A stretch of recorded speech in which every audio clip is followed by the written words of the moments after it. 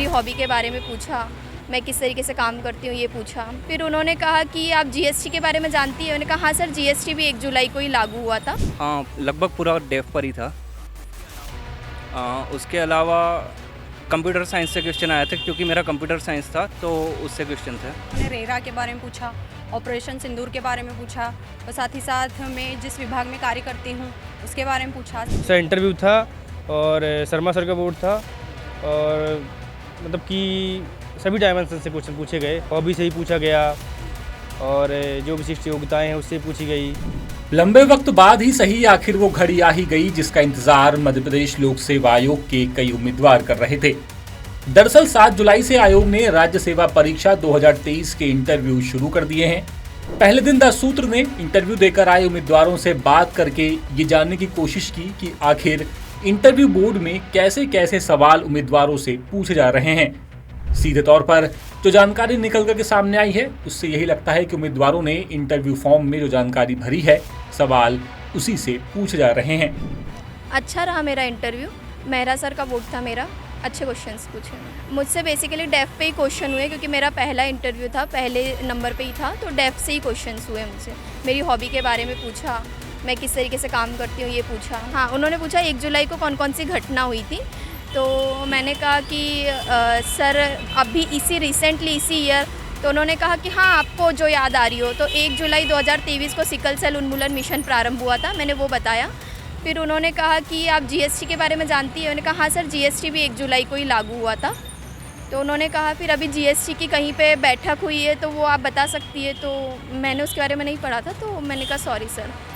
नहीं, ऐसा कुछ नहीं, मुझे लगता है डेफ अभी नया चेंज हुआ है तो बेसिकली शायद डेफ से ही ज़्यादा क्वेश्चंस हो सकते हैं, बट अभी आगे आने वाले दिनों में कैसे होते हैं उसका नहीं बता सकती मैं। आज तो डेफ से हुए हैं। कंप्यूटर साइंस में साइबर सिक्योरिटी से, एआई से रिलेटेड क्वेश्चन आए थे। साथ ही में जो वर्तमान में जो एमपी गवर्नमेंट काम कर रही है विभिन्न उससे रिलेटेड क्वेश्चन थे।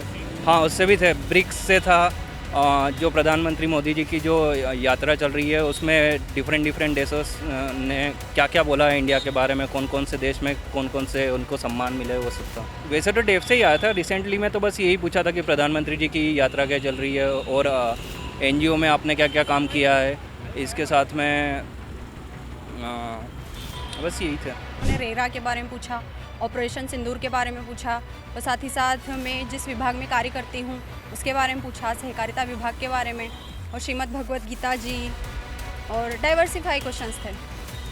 जी सर, मैं सेटिस्फाई हूँ, मैं संतुष्ट हूँ अपने आंसर से। सर उम्मीद तो यही है कि अच्छे मार्क्स मिलेंगे तो जिस पद की आशा है वो पद मिल जाए। ऑपरेशन सिंदूर के बारे में पूछा, इसके अलावा उन्होंने मेरे डेफ से ही ज़्यादा क्वेश्चंस पूछे।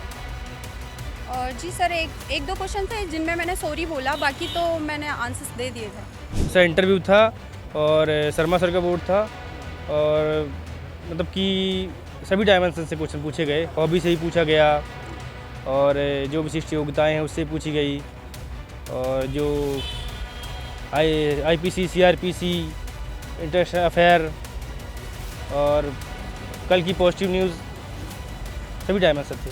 नहीं, देश की हालत बढ़िया है और उसमें से यही पूछा है कि आपने अच्छा क्या देखा कल पेपर में। आईपीसी, सीआरपीसी, जो ये प्रशासन से क्वेश्चन थे, थोड़ा इनमें दिक्कत हुई मुझे देने में, बाकी सब ठीक है।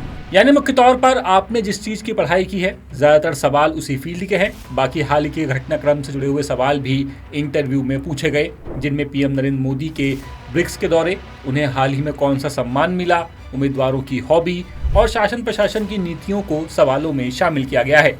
बता दें कि राज्य सेवा परीक्षा 2023 के 229 पदों में डिप्टी कलेक्टर के 27 और डीएसपी के 22 पद हैं। इसके साथ ही जनपद पंचायत सीईओ के 17, विकासखंड अधिकारी के 16, सहकारी निरीक्षक के 122, मुख्य नगर पालिका अधिकारी के 17 पद शामिल हैं। साथ ही 3 पद नायब तहसीलदार और 3 पद आबकारी उप निरीक्षक के शामिल किए गए हैं। इंदौर से कैमरामैन गौतम सरदार के साथ विशेष संवाददाता संजय गुप्ता की रिपोर्ट।